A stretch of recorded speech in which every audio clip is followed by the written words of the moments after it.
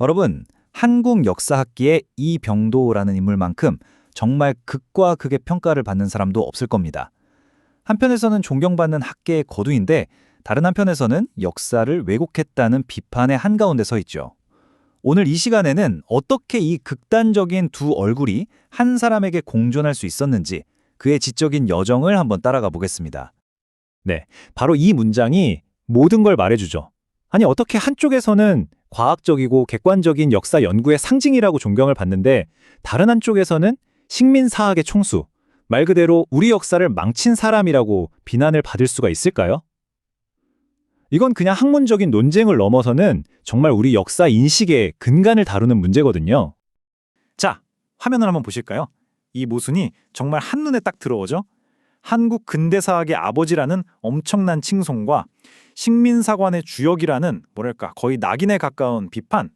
도대체 어떻게 한 사람이 이런 정반대의 평가를 동시에 받을 수 있었을까요? 그 실마리를 찾으려면요. 그의 학문이 시작된 그 시절로 돌아가 봐야 합니다. 자, 첫 번째 파트입니다. 제자의 시대. 그러니까 그가 제국 일본의 품 안에서 역사를 처음 배우던 청년 시절의 이야기부터 시작해보죠. 이병도는 1915년에 일본으로 건너가서 와세다 대학에 들어가요. 근데 여기서 중요한 게 당시 와세다 대학 사학과는 도쿄 제국대학, 그러니까 일본 최고의 엘리트들이 모이는 곳의 영향을 아주 강하게 받고 있었어요.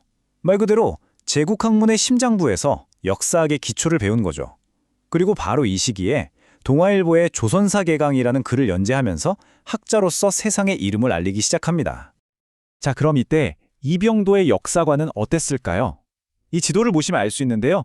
이게 그의 초기 연구를 아주 잘 보여줍니다. 고대 한사군 중에 진번군이라는 곳이 어디 있었냐 이걸 놓고 낙랑군 북쪽에 있었다고 봤거든요. 근데 이게 바로 그의 일본인 스승들이 주장하던 제북설이라는 이론이에요. 그러니까 한마디로 초기에는 스승들의 가르침을 충실하게 따랐던 거죠. 아직은 이병도만의 목소리를 내기 전이었다고 볼 수 있습니다. 그런데 말이죠. 이병도는 스승의 그림자에만 머물러 있는 그런 인물이 아니었습니다. 얼마 지나지 않아 자신을 키워준 스승들에게 그야말로 정면으로 칼을 겨누는 아주 극적인 반전을 보여주게 됩니다. 정말 아이러니한 건요.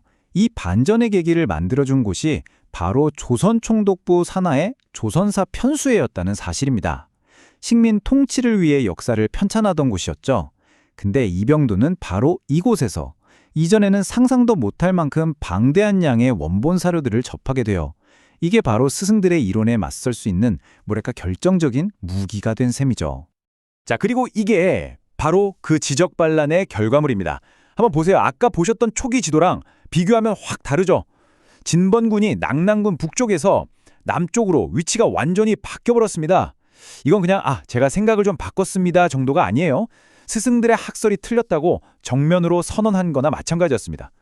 그래서 당시 일본 학계에서 반여가, 즉 배신자 같은 놈이라고 불릴 정도였어요. 정말 대담했죠. 자기 스승뻘되는 일본의 대학자들 이론을 하나하나 논리적으로 반박하면서 자기 주장을 펼쳤으니까요. 근데 진짜 놀란 건 뭔지 아세요? 이 반박 논문을 어디에 실었냐면 일본에서 가장 권위 있는 학술지인 사학 잡지에 떡하니 실어버립니다. 이건 정말 당시 식민지 출신 학자로서는 상상도 할 수 없는 파격적인 행보고 일본 학계가 발칵 뒤집히는 계기가 됐죠. 자, 그럼 이병도는 어떻게 이런 대담한 주장을 할 수 있었을까요? 그는 늘 실증사학, 즉 증거에 기반한 과학적 역사 연구를 강조했거든요. 그런데 이 과학적인 가면 뒤에는 사실 아주 인간적인, 어쩌면 비과학적인 속살이 숨겨져 있었습니다. 일단 실증사학이 뭔지 간단하게만 짚고 갈게요. 아주 쉽게 말하면 팩트체크입니다. 역사는 과학이다. 이거죠.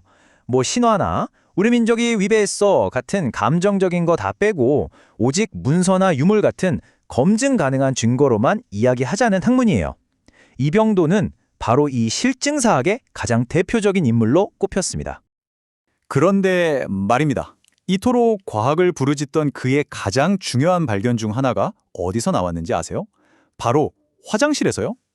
그의 제자였던 윤무병 선생의 회고에 따르면 이병도가 어느 날 화장실에서 볼일을 보다가 갑자기 하고 영감이 떠올라서 그동안 풀리지 않던 현도군의 위치 문제를 단번에 해결했다는 겁니다. 과학적 분석이 아니라 영감. 야, 이거 정말 흥미롭지 않나요? 이 일화가 그의 학문 스타일의 비밀을 푸는 아주 중요한 열쇠가 됩니다. 바로 이겁니다. 이병도의 학문에는 이런 이중성이 있었어요.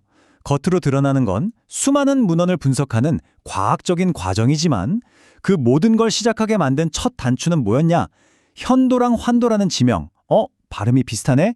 하는 식의 아주 직관적인 영감이었다는 거죠. 그러니까 먼저 번개처럼 떠오른 영감으로 가설을 세워요. 그리고 나서 그 가설이 맞다는 걸 증명하기 위해 어마어마한 양의 사료를 동원해서 논리의 성을 쌓아올리는 방식이었던 겁니다. 자, 그렇게 스승에게 맞서던 반여가 이병도는 해방 이후 또 한 번의 드라마틱한 변신을 합니다. 이번엔 국가 건설자로서의 모습이죠. 제국주의 역사학과 싸우던 그의 칼날이 이제는 새로운 나라의 역사를 세우는 쟁기로 바뀌게 됩니다.